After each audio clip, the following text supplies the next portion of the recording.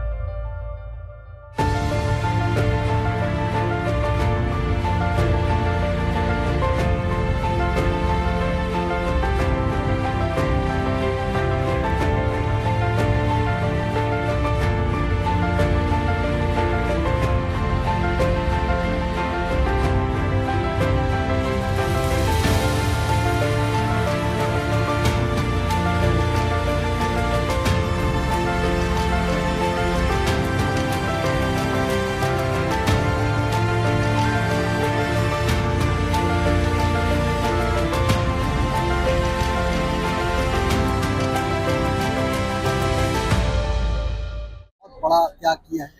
आपको सरकार से अब क्या अपेक्षाएं हैं? आपको लगता है कि शिक्षा गुणवत्ता में एक बहुत बड़ा बदलाव आएगा?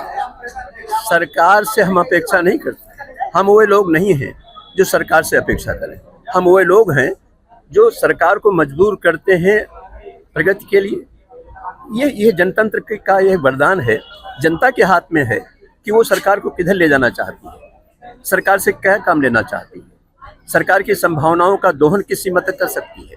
ये अगर पब्लिक में है और पब्लिक का कोई संगठन इस काम में आगे आता है तो सरकार भी उसकी मदद करती है। सरकार आगे चलकर अपने आप कुछ कर सके, मेरे समझ से ऐसा संभव नहीं होता। आज तमाम सारी योजनाएं विकास की हैं, प्रगति की हैं और उनको गति देने के लिए समाज भी आगे आ रहा है।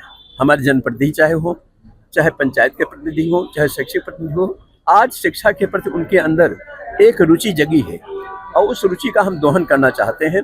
हमने अपना आप समझे 20 एकड़ जमीन शहरी क्षेत्र में, इसके अलावा अभी मूल्यांकन किया गया, जमीनों का खाली किया गया तो 108 करोड़ का हुआ। लेकिन जब सबका मूल्यांकन किया गया तो वो 550 करोड़ से अधिक की संपत्ति।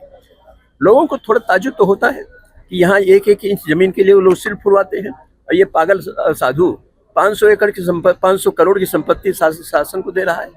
मैं शासन को नहीं दे रहा हूँ, उस समाज को दे रहा हूँ जिस समाज में भगवान ने हमको जन्म दिया। उस समाज के प्रति हम, उस देश के प्रति हम क्या कर सकते हैं। और मैं समझता हूँ शिक्षा से बेहतर समाज की सेवा कोई दूसरी नहीं हो सकती, क्योंकि शिक्षा मिलने के बाद उनको रोजगार भी मिलेगा, उन्हें जीने का तरीका भी मिलेगा, उनका परिवार भी अपने पैरों पर खड़ा हो सकेगा। तो एक आत्मनिर्भर देश के लिए, एक प्रगतिशील देश के लिए जरूरी है अच्छी शिक्षा, व्यवस्थित शिक्षा, निरंतर चलने वाली शिक्षा। तो उस दिशा में हम लोग प्रयास कर रहे हैं। आप लोगों का आशीर्वाद है। धन्यवाद। आप देखा कि त्याग और खुशी दोनों दिखे हैं। आज त्याग और खुशी दोनों आपके चेहरे पर दिखाई दे रही है। मैं इसमें खुश हूँ कि भगवान ने हमको जन्म दिया, जिस उद्देश्य से दिया उस उद्देश्य में हम कहाँ तक सफल हुए ये तो नहीं कह सकते हैं, लेकिन जितना कुछ हुआ है, बल्कि हमको मुख्यमंत्री ने कहा कि ये विश्वविद्यालय जो बनेगा इसके कुलाधिपति आप होंगे। मतलब इतनी आगे कुलाधिपति आप होंगे। मैंने हाथ जोड़े, मैंने कहा क्षमा करें, हमें विश्वविद्यालय चाहिए। विश्वविद्यालय में मैं अपना कोई हिस्सा नहीं चाहता हूँ, अपनी नौकरी नहीं चाहता हूँ, अपना भविष्य नहीं चाहता हूँ। मैं इस विश्वविद्यालय से इस जनपद का भविष्य देखना चाहता हूँ। उन नौजवान लड़कों को सही रास्ते पर चलने देखना चाहता हूँ जो शिक्षा के अभाव में आज कट्टा उतारे। आप यकीन नहीं करें, 89 में जब मैं आया था तो परीक्षा केंद्र पर गया जब, तो बच्चों के हाथ में कलम नहीं कट्टे थे। आज उसी परिसर में आप जाकर देखिए, फूलों के बगीचे हैं लेकिन हमारे बच्चे एक फूल तक नहीं तोड़ते हैं। और आप लोगों ने दिन लंबे से देखा होगा और हर जगह छात्रों में असंतोष भी होता है, लड़ाई झगड़ा भी होता है, विरोध भी होता है। लेकिन सन 1939 से लेकर अब तक सुमुक्त शिक्षा संकुल के छात्रों ने एक आदर्श उपस्थित किया पढ़ने का, एक आदर्श उपस्थित किया है नौजवान मतलब पीढ़ी तैयार करने का। हम चाहते हैं वो निरंतर बढ़े। जनपद की प्रगति जिससे भी सुनिश्चित हो सकती है, वो सभी संसाधन शिक्षा के माध्यम से उनके सामने लाए जाएं, यह प्रयास मेरा है।